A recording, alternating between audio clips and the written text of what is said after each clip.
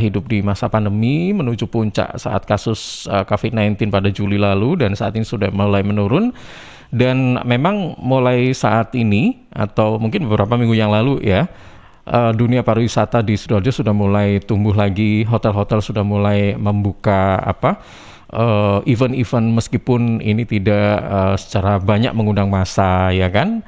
Nah, seperti apa upaya eh, kita dalam memajukan budaya dan ekonomi di Sidoarjo pada tahun 2022 nanti. Kita nanti akan coba menghubungi Bapak Ribut Wiyoto selaku Ketua Komite Sastra Dekesda Sidoarjo ya. Saat ini sudah bersama kami. Assalamualaikum, selamat sore Pak Ribut. Selamat selamat sore Mas Mas Ilham ya. Iya, betul. Selamat sore Mas Ilham. Nggih, apa kabar? Eh, nggih, kabar baik alhamdulillah.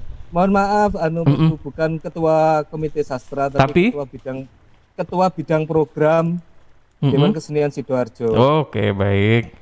Ketua Bidang Program Dekesda Sidoarjo, nggih. Nggih, Mhm. Oke, baik. Iya, saya panggil Mas saja ya, soalnya sebenarnya masih muda ini Mas Ribut. Iya, silakan. Mas Ribut, ini kan saat ini di tidak hanya di Sidoarjo sih ya, tapi mungkin juga di seluruh Indonesia bahwa kita sudah mulai sangat optimis sekali menyambut dengan adanya banyak kegiatan, banyak aktivitas, dan ini merupakan salah satu ciri di mana ekonomi itu sudah mulai pulih. Kemudian untuk pariwisata ini juga mulai pulih kembali. Nah, seperti itu. Nah, eh, sebenarnya kalau mengaca pada peristiwa 2 tahun yang lalu, ya, di mana kita memang pada saat itu tidak bisa melakukan apa-apa. Dengan kata lain kita fokus pada kesehatan ya, di mana kita pada saat itu memang hidup bersama dengan pandemi COVID-19. Nah, saat ini sudah mulai agak kasusnya sudah mulai menurun.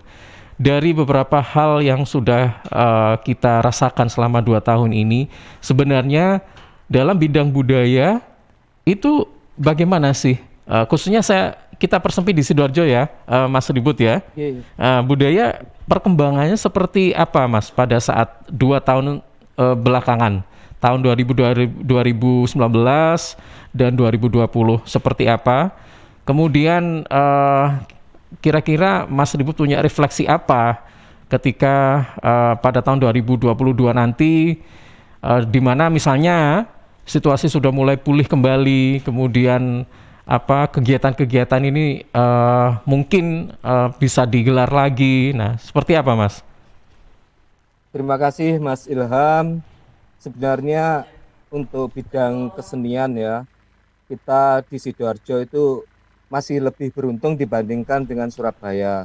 Mm-mm. Kalau di Surabaya itu hampir bisa dikatakan hampir lumpuh total, bisa dikatakan hampir lumpuh total. Mm-mm. Di Sidoarjo itu masih agak longgar selama sepanjang tahun 2021 di Sidoarjo itu beberapa kegiatan kesenian itu masih bisa diselenggarakan tentu dengan banyak sekali pembatasan terutama audien itu maksimal 50 untuk di area terbuka terus untuk itu di dalam ruangan itu ya Mm-mm. antara 20 sampai 30 itu sepanjang tahun 2021 masih bisa. Cuman memang ketika eh, kasus COVID-nya itu sedang meningkat, Mm-mm. itu eh, izin atau itu bukan sebenarnya bukan izin, tapi dari pihak penyelenggara sendiri itu dengan ya rela ditiadakan. Misalkan bulan Februari itu ada 2 atau 3 agenda kesenian itu ditunda, dibatalkan. Kemudian bulan Juli, Agustus itu juga sama yang sudah direncanakan itu dibatalkan. Tapi ketika kasus COVID-nya landai Mm-mm. turun itu event kesenian itu bisa diselenggarakan tentu dengan protokol kesehatan yang ketat dan pembatasan jumlah audien dan beberapa event itu dilakukan secara virtual itu demi keamanan dan demi Mm-mm. kelancaran dari aktivitas kesenian. Jadi kita masih pekerja seni di Sidoarjo masih cukup beruntung dibandingkan dengan di Surabaya. Pernah itu teman-teman dari Unipa, Universitas Adibuana Surabaya itu mereka kesulitan mencari tempat untuk pameran. Mereka ke Dewan Kesenian Sidoarjo minta itu difasilitasi tempat, dan kita oke-oke saja, tentu Mm-mm. dengan berbagai pembatasan. Jadi memang meskipun pandemi Mm-mm. itu dengan beberapa pembatasan itu kita masih tetap jalan. Tapi untuk beberapa bidang kesenian, terutama seni tradisi, itu memang sangat sangat sulit, karena Mm-mm. rata-rata seni tradisi itu kan mengumpulkan banyak massa gitu, misalkan Mm-mm. jaranan atau eh, reog itu kan masih masih sulit untuk bisa bergerak di selama pandemi. Jadi seperti itu. Mm-mm. Nah, bagaimana dengan tahun 2022 ya, kita semua tidak hanya pekerja seni, tidak hanya pegiat seni, kita semua berharap kasus COVID ini akan semakin melandai, bahkan mungkin semoga saja itu 100% hilang, sehingga aktivitas kesenian, kebudayaan itu bisa pulih seperti tahun-tahun sebelumnya. Iya. Mas Ribut kalau boleh tahu nih ya, tadi kan di tahun 2019, 2020 dan 2021 aktivitas kesenian sangat terbatas karena memang ada kebijakan kita hidup di pandemi COVID-19. Tetapi Sidoarjo ini beruntung dibanding dengan Surabaya ya, karena ada beberapa kesenian yang atau event yang digelar gitu. Nah, kalau tadi Mas Betul. Ribut bilang bahwa tradisi sangat sulit digelar karena melibatkan massa. Nah, selama tahun interval 2019 sampai 2021 itu kira-kira kegiatan kesenian yang apa yang selama itu pada saat itu digelar? Seperti apa sih? Apa lukisan kayak gitu-gitu atau pameran lukisan atau apa atau selama pada Eh, saat pandemi dulu Benar itu? Mas, itu rata-rata ya aktivitas kesenian yang tidak melibatkan banyak audiens. Pameran seni rupa itu selama tahun 2021 ini di Dewan Kesenian Sidoarjo sendiri ada 3 kali. Oh Itu ya. iya jalan, sempat juga eh, diskusi sastra, kemudian eh, film itu masih jalan. Jadi di Dewan Kesenian Sidoarjo itu kan ada komite teater, ada komite seni musik, ada eh, seni rupa, sastra, kemudian seni tradisi. Ya kita sadar keadaan lah, itu kita bagaimana kita tetap bergerak meskipun pandemi. Eh, Bagaimana pandemi itu tidak menyurutkan kreativitas seni, seperti itu. Eh, Kegiatan sastra, musik musik masih ada, tapi ya seperti itu, undangannya terbatas, by name, itu yang bisa datang.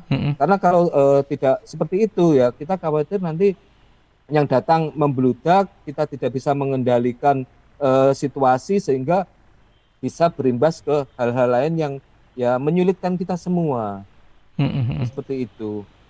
Oke, Kegiatan virtual yang lebih banyak. yang lebih banyak, Eh, betul. Tahun ini dia untuk sinema itu juga virtual, kemudian lomba jula-juli untuk pelajar dan umum itu penyisiannya itu virtual, baru ketika babak final itu ada panggung, sehingga ya terbatas. Mm-mm.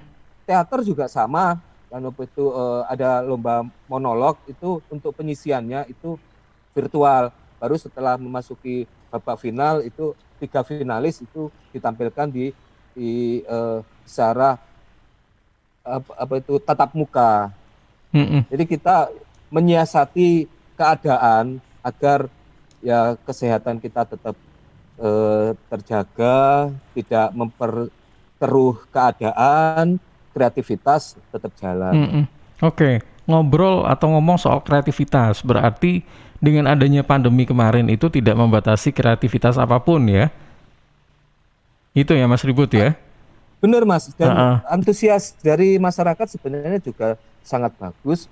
Ketika bulan Maret itu Dewan Kesenian Sidoarjo mengadakan Festival Sastra Sidoarjo, itu pesertanya 150 lebih, kemudian bulan Juni itu mengadakan sastra anak, itu virtual juga, Mm-mm. itu pesertanya malah 206 atau berapa gitu. Mereka mengirimkan video, kemudian dikurasi. Oke, baik. Eh, nah, ini yang perlu digarisbawahi juga bahwa sahabat ya, selama pandemi kemarin memang mungkin ada beberapa event yang ada mungkin prioritas ya Mas Ribut ya. Dengan kata lain gini, event yang memang mungkin nih dalam hal ini Dekesda karena Mas Ribut sebagai ketua bidang program Dekesda Sidoarjo sahabat ya. Jadi mungkin eventnya kemarin misalnya kita program uh, kita rencanakan ada 10 nih karena di masa pandemi akhirnya dipilih skala prioritas. Oh ini yang nggak terlalu penting nggak usah deh. Apa semacam itu atau bagaimana? Atau digelar semua? Kalau misalnya ada Perenca- 10 event digelar 10 untuk semua. tahun 2021 itu perencanaannya tahun 2020, dan kita tahun 2020 kan sudah pandemi. Hmm, Jadi hmm, kita hmm. merencanakan program memang sudah disinkronkan dengan situasi pandemi. Oke. Uh-uh. Cuman tetap saja pada bulan-bulan tertentu itu karena kasus COVID-nya sedang naik, ya otomatis ditunda. Itu 2 kali, bulan Februari, bulan Juli, Agustus itu kita melakukan penundaan karena ya kasusnya sedang Iya, parah-parahnya. betul. Meskipun kita melakukan pembatasan itu, kita tetap khawatir ini bisa beresiko Hmm, hmm, hmm. seperti itu. Oke. Jadi ketika kasus-kasus COVID-nya agak turun atau masih bisa, kira-kira ini masih dalam batas aman gitu, kita jalan. Dan perencanaannya memang sudah perencanaan beradaptasi dengan pandemi Hmm, COVID. hmm. Beda dengan tahun 2020 itu ya banyak sekali yang itu kemudian dibatalkan. Tapi yang Hmm, hmm, untuk hmm. tahun 2021 ini alhamdulillah bisa dibilang lancar, dan eh, respon dari pegiat-pegiat seni di Sidoarjo juga alhamdulillah bagus. Kita berharap tahun 2022 keadaannya bisa lebih baik. Baik, iya. Jadi tahun 2020 itu mungkin ada beberapa event yang di cancel ya, bukan di delay tapi di cancel. Tapi tahun 2021 ini eventnya ada yang di delay atau ditunda, tetapi tetap dilaksanakan gitu ya, Mas Ribut ya. Benar Mas Dan Ilham. programnya sudah disesuaikan dengan pada saat apa COVID-19. Jadi apa pada saat kita hidup di masa pandemi COVID-19 mungkin event-eventnya memang sengaja apa Disesuaikan. disesuaikan gitu dengan situasi pada saat itu gitu. Baik, Mas Ribut ya, tentunya ini sebagai salah satu orang yang bergerak di bidang kesenian, budaya dan sebagainya. Kalau kita mengaca pada tahun depan ya, nah kira-kira untuk event-event yang nanti akan digelar oleh Dekesda ini ada semacam perubahan atau bagaimana ini, Mas Ribut? Maksudnya gini, perubahan mungkin bisa jadi agendanya lebih diperbanyak atau mungkin apa namanya ada hal-hal yang event yang biasanya itu saja tapi sekarang nanti akan lebih berkembang lagi mengadakan apakah apa itulah kayak gitu-gitu. Gimana ini? Untuk tahun 2022 Heeh. kita ada program, ada agenda prioritas itu Festival Munali Patah. Kita ingin mengangkat salah satu ikon seni Sidoarjo, Bapak Munali Patah, Penari Remo. Itu nanti kita tidak hanya kita eksplorasi dari aspek tari, tapi Mm-mm. juga dari aspek itu sinema, sastra, teater, seni rupa, itu nanti kita arahkan untuk agar ikon Munali Patah ini bisa terangkat, dan tidak sekedar terangkat tapi juga kita eksplorasi dari berbagai aspek seni. Itu yang pertama. Kemudian kita hasil rapat kerja Dewan Kesenian Sidoarjo bulan kemarin kita merekomendasikan kepada pemerintah Kabupaten Sidoarjo untuk menetapkan Sidoarjo sebagai kota budaya. Nah, apa eh, apa itu efek dari penetapan Sidoarjo sebagai kota budaya? Kalau pemerintah Kabupaten Sidoarjo sudah menetapkan Sidoarjo sebagai kota budaya, maka Pemkab Pemkab secara otomatis akan mengeluarkan regulasi-regulasi yang eh, untuk pemajuan seni budaya Sidoarjo. Misalkan regulasi untuk bidang untuk bentuk ke ranah pendidikan, kemudian untuk infrastruktur, kemudian untuk membangun ekosistem seni budaya secara lebih kondusif.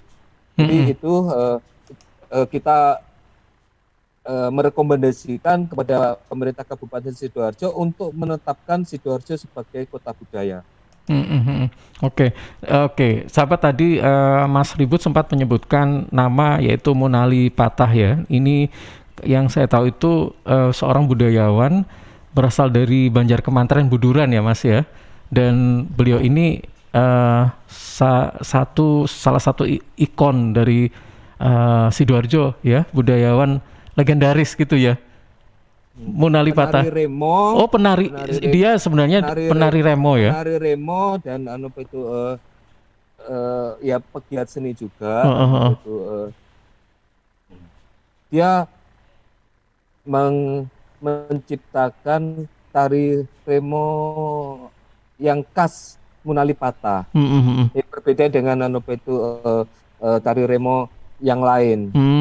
Oke, baik. Jadi seorang penari remo dari Banjar Kemantren Buduran, betul ya, Mas ya?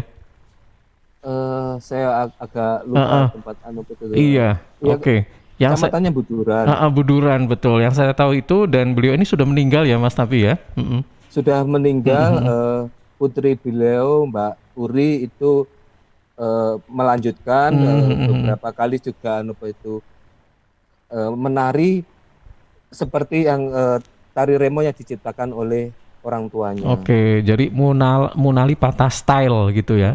Iya. Ngeremo dengan Munali Patah style. Gaya Munali Patah kayak gitulah. Baik. Nah, ini tentunya sangat apa ya? eh, diharapkan akan muncul Munali Patah berikutnya. Siapakah yang ada di Sidoarjo? Nah, tentunya banyak sebenarnya seni budaya yang apa ya?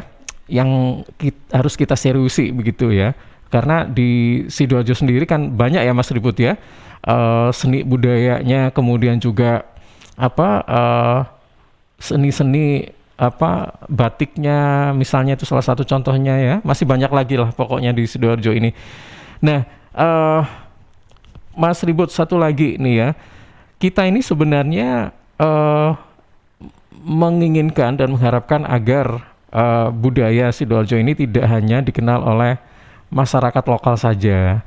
Pinginnya kan harus go ya. Kalau nggak go nasional ya harus go internasional. Sebenarnya budaya Sidoarjo ini dikatakan go nasional dan internasional itu sudah sering dilakukan atau bagaimana ini, Mas Ribut? Dalam arti masyarakat selama ini sudah sering Sidoarjo itu sering menghadiri undangan-undangan dan dapat penghargaan di event-event apa di tingkat nasional, tingkat dunia juga. Memang begitu atau bagaimana? Eh, Benar sekali, pegiat-pegiat seni di Sidoarjo itu ya banyak yang mencoba untuk tidak hanya di Sidoarjo sendiri, tapi juga betul keluar. Yang saya tahu dari bidang sastra gitu ya, beberapa sastrawan Sidoarjo dan mereka masih muda itu mendapatkan penghargaan tingkat provinsi. Mm-mm. Misalkan itu penyair Rizky Amir itu itu mendapat juara tiga juara dua di sayembara penulisan puisi provinsi itu Jawa Timur. Kemudian beberapa cerpen di Sidoarjo itu pengarang sastrawan pengarang cerpen itu mendapatkan penghargaan nasional dari Mas Heru Sang Amurma Bumi. Kemudian kemarin kalau tidak salah tari Banjar Kemuni juga mendapatkan penghargaan. Jadi memang mereka juga berupaya untuk menembus batas, dan Mm-mm. pelajaran dari selama pandemi COVID adalah semakin disadarinya media online itu Mm-mm. semakin disadari oleh para pegiat seni. Mereka eh, menaruh karyanya di media sosial, eh, Facebook, kemudian Instagram, kemudian YouTube, sehingga eh, audien atau yang melihat karya mereka itu tidak terbatas di dalam ruangan. Misalkan Mm-mm. bermain teater di dalam gedung itu kan yang menonton itu paling kan ya sejumlah yang berada di dalam gedung tersebut. Tapi ketika ditaruh di media sosial itu siapapun itu bisa melihat, sehingga anu betul karya dari seniman-seniman ini bisa eh, menembus batas yang lebih luas, lebih Mm-mm. jauh. Kesadaran-kesadaran untuk memanfaatkan media online itu justru semakin tumbuh ketika situasi pandemi. Oke, jadi perkembangan budaya itu akan semakin komplit dan semakin lengkap memang seiring dengan perkembangan teknologi, di mana kita memang harus bisa memanfaatkan teknologi itu ya, Mas Ribut ya, Ya untuk benar mengembangkan Mas. budaya itu sendiri. Baik, saya ingin tahu nih, sebenarnya untuk saat ini apa ya sambutan atau antusias dari khususnya anak muda Sidoarjo dalam berkesenian itu seperti apa sih, Mas? Maksudnya mereka itu apa ya sangat welcome atau biasa-biasa aja atau sangat support banget atau bagaimana kalau dibandingkan dengan Rata mungkin 5 atau 10 tahun yang lalu atau seperti apa nah gitu. Soalnya sekarang itu anak muda eh, lebih banyak nongkrong di kafe-kafe loh. saya tidak bisa membandingkan dengan tahun-tahun sebelumnya, Heeh. tapi pegiat seni itu memang rata-rata berusia muda, kecuali untuk seni tradisi itu masih didominasi oleh eh, usia-usia yang anu betul 50 tahun ke atas. Tapi untuk Mm-mm. seni-seni modern itu mayoritas pelakunya adalah anak-anak muda, anu itu dan benar yang tadi disampaikan oleh Mas Ilham, sekarang itu trennya itu aktivitas kesenian itu memang dari kafe ke kafe. Eh, kita jujur saja di Sidoarjo itu kita belum memiliki infrastruktur kesenian yang memadai ya. Gedung Mm-mm. kesenian kita belum punya, dan kafe itu bisa memberikan ruang yang lebih longgar. Iya, iya. Banyak sekali kafe di Sidoarjo itu menyediakan panggung sederhana gitu ya, bisa dipakai untuk musik, bisa dipakai untuk diskusi, bisa dipakai untuk pameran. Jadi ya mungkin memang zamannya seperti itu. Mm-mm. Aktivitas kesenian itu lebih hidup di kafe-kafe, dan pegiat-pegiat seninya ya mungkin mereka juga lebih enjoy ketika mereka beraktivitas kesenian di kafe-kafe, karena eh, tidak terlalu ribet itu, mereka bisa bertemu langsung dengan audien. Kadang Mm-mm. kalau kafenya rame, mereka juga tidak perlu mendatangkan audien, tapi audien sudah ada sendiri. Baik. Nah, kalau menurut Mas Ribut sendiri nih selaku pelaku atau pekerja seni nih ya, kira-kira taste atau rasa seni ketika yang membawakan itu anak muda dengan mereka yang berusia 50 tahun ke atas itu berbeda, bergeser atau tetap atau malah lebih baik? Menurut Ya Mas Ribut gimana? kita kita tidak bisa meninggalkan salah satunya ya, eh, atau membandingkan mana yang lebih buruk, Hmm, mana hmm, yang hmm. lebih baik. Kita tidak bisa melakukan itu. Eh, Misalkan ini saya ambil contoh ludruk ya. Hmm, hmm. Ludruk itu Cak Tawar, Cak siapa itu, mereka masih tetap itu eh, mementaskan ludruk dengan menuntut pakem-pakem yang sudah ada. Tetapi dari anak muda juga eh, di Sidoarjo itu ada ludruk balada. Mereka menggarap tema-tema yang lebih familiar dengan lingkungan sekarang, dengan kehidupan Hmm, hmm, hmm, remaja hmm. itu. Oke. Ludruk balada itu seringkali dia pentas di itu, eh, Arum Dalu Raya Juanda, biasanya Hmm, hmm, malam hmm. minggu, tapi tidak selalu malam minggu. Setidak-tidaknya tiap bulan itu 2 kali atau 3 kali gitu mereka pentas manggung, bikin itu apa topong Hmm, di hmm. Arum Dalu Raya Juanda sana.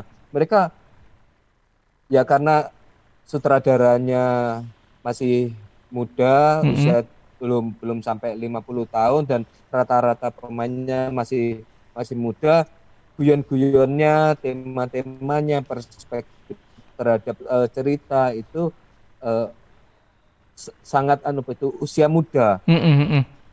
Mereka berbicara tentang ya apa itu keseharian-keseharian saat Keseharian, iya ini. betul. Ludruk itu kan apa itu tema-tema yang digarap kan memang tema-tema keseharian, Mm-mm, utang mm-mm. piutang lah, apa itu cewek ketemu cowok. Nah, Heeh. itu guyon-guyonannya itu guyonan-guyonan ya ya bahasa-bahasa keseharian saat ini. Dan memang kalau Ludruk Balada itu itu rata-rata Pemainnya pemainnya masih muda. usia Tapi muda. mereka pemain pemainnya usia muda, Mm-mm. tapi mereka sebenarnya itu dalam hal pakem mereka tetap apa itu patuh pada pakem, ada eh, Remo, ada Jola Juli, ada lawaan, ada kisah itu apa itu pakem-pakem itu tetap tetap ada meskipun porsinya lebih lebih sedikit, Mm-mm, mm-mm. tapi Iya, tetap ada. iya. Intinya Ludruk yang dulu kita ketahui bahwa pemainnya itu kebanyakan usia mature atau dewasa atau bahkan tua, Mm, tapi sekarang di Sidoarjo itu sudah ada saya sebut grup Ludruk yang berisi pemainnya itu adalah anak-anak muda ya, Mas Ribut ya, betul ya? nggih, Nah, dengan kata lain kan berarti kesenian Ludruk ini sudah ada penerusnya kan begitu ya kan? iya. Iya. Tapi Da- untuk mocopatan itu Mm-mm. eh, rata-rata masih usia anu lah di atas 50 tahun itu kayak Jenggolo Manik, kemudian Hmm, Sekar wah, Kawedar itu ini masih berarti butuh masih penerus ya, Mas Ribut ya? Butuh penerus. masih didominasi oleh itu senior-senior. Heeh. Ya ada beberapa yang junior gitu tapi dominan itu masih senior. Iya. Tapi ya enggak apa-apa Heeh. itu kita juga masa kita mau melarang senior-senior kita untuk berkesenian, untuk berkecimpung Mm-mm. di yang Mas macam-macam kan Ribut, enggak mungkin. Mas Ribut, menurut Mas Ribut, bagaimana sih cara menjembatani agar anak usia muda ini tertarik? Tertarik, tadi Ludruk sudah lah, ada penerusnya. Nah, kalau yang mau copat ini bagaimana cara menjembatani agar anak usia muda ini tertarik ke mau copat? Ini salah satu contoh saja kan. Sebenarnya banyak ya yang mungkin ada budaya atau seni apa yang memang anak mudanya ini harus lah bisa menjadi penerus lah semacam itu. Nah, kalau dalam kasus Mocopat ini, kalau menurut Mas Ribut bagaimana ini caranya agar tertarik gitu? Seben- Sebenarnya kuncinya ada di bidang pendidikan di sekolah-sekolah. Mm-mm. Eh, Makanya kita dari Dewan Kesenian Sidoarjo itu membutuhkan regulasi. Ketika Sidoarjo sudah ditetapkan sebagai kota budaya, maka pemerintah kabupaten akan melakukan regulasi di bidang pendidikan.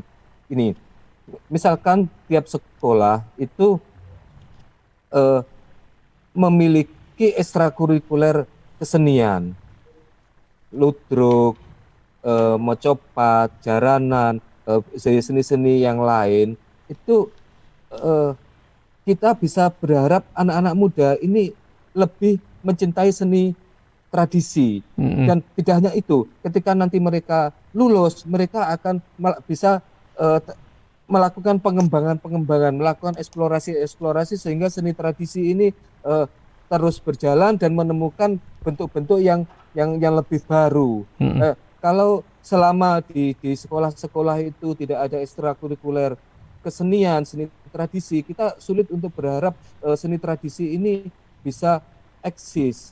Nah, kalau di setiap sekolah-sekolah itu ada ekstrakurikuler, kemudian ada pelatih, pembimbing yang memang berasal dari seniman seni tradisi, anak-anak ini kan bisa berkenalan dengan bisa berkenalan berlatih seni tradisi secara benar karena yang Mm-mm. melatih adalah seniman-seniman di bidangnya.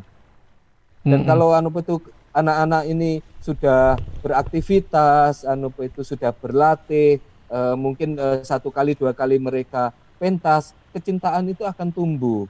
Dan Mm-mm. kalau mereka sudah mencintai, ketika nanti mereka remaja, mereka mungkin akan melakukan pengembangan-pengembangan. Dan kalau sudah dari anak muda itu melakukan pengembangan-pengembangan, maka kita bisa berharap itu masa depan dari seni tradisi itu sangat cerah. Oke, baik. Nah, yang terakhir ini, Mas Ribut, pertanyaannya sebenarnya, kalau kita melihat potensi ya, baik itu kesenian, apa budaya atau apalah sebutannya di Sidoarjo itu cukup bagus, cukup baik ya, karena memang kita punya banyak sekali yang kita bisa kita gali gitu ya. Kalau menurut Mas Ribut, bagaimana sih cara memajukan seni budaya di Sidoarjo ini? Menurut perspektif Mas Ribut ini seperti apa? Mungkin eh kita ini kayaknya sulit sumber daya manusianya deh. Nah, kayak gitu misalnya. Kita ini kesulitan misalnya tenaga expert, tenaga ahlinya deh. Kita ini terbentur sama regulasinya deh. Kita ini terbentur sama terbatasnya sarana prasarana. Nah, mungkin seperti itu. Monggo disampaikan. Seperti apa ini, Mas? Sepertinya semuanya kok benar. Gitu ya. Ya, dari aspek sarana prasarana ya kita harus mengakui Sidoarjo masih belum memiliki sarana prasarana bentuk kesenian yang memadai, gedung kesenian, museum, tempat-tempat yang representatif untuk itu pementasan itu kita belum memiliki, dan kita berharap pemerintah Kabupaten Sidoarjo itu punya komitmen di situ, komitmen untuk membangun sarana dan prasarana infrastrukturnya. Kemudian di bidang pendidikan kita juga tadi itu tadi punya harapan sekolah-sekolah itu memiliki ekstrakurikuler kesenian.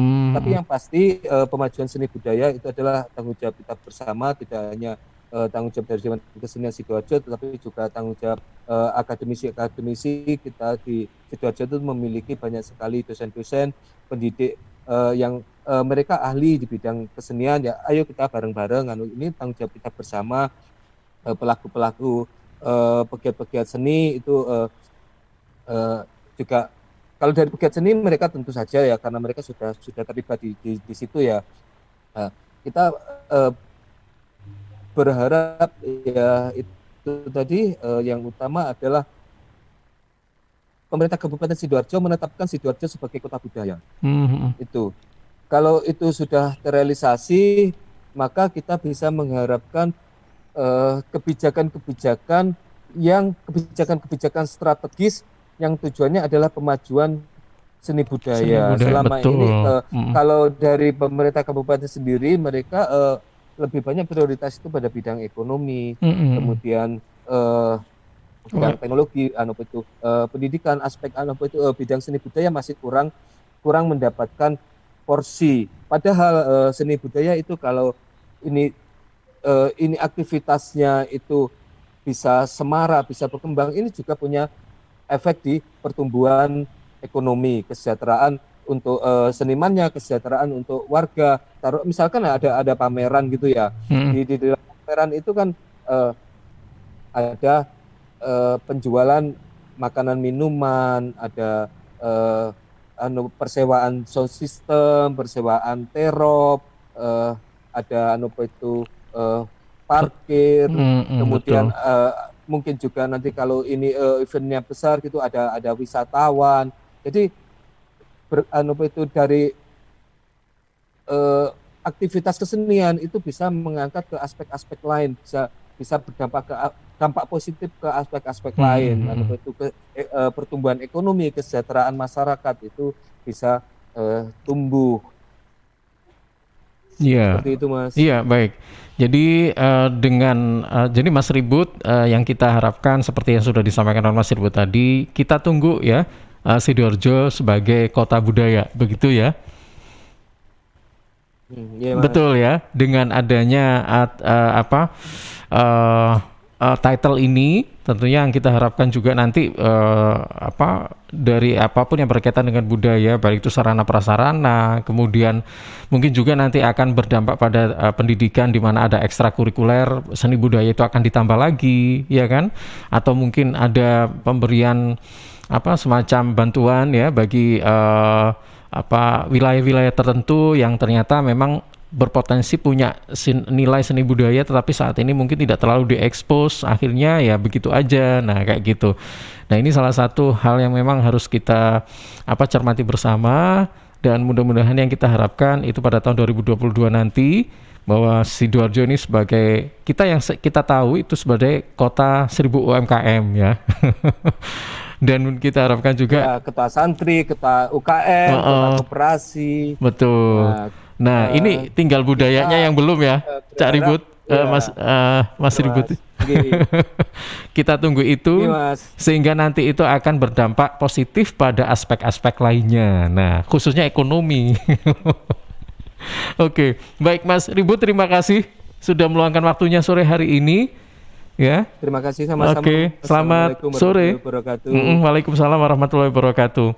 Ya, sahabat, baru saja kita ngobrol bersama dengan Ribut Wiyoto, ini selaku Ketua Bidang Program Dekesda Sidoarjo ya, tentang potensi atau upaya memajukan budaya di Sidoarjo ya. Seperti apa sih pada tahun 2022 nanti ya. Ya, karena kan kita masih belum bisa terlalu banyak memprediksi kira-kira apa yang akan terjadi pada tahun 2022, karena saat ini pertengahan atau medio Desember pandemi juga masih ada ya kan ya, 15 atau 16 hari berikutnya ya, apakah kita juga masih tetap hidup pada saat masa pandemi?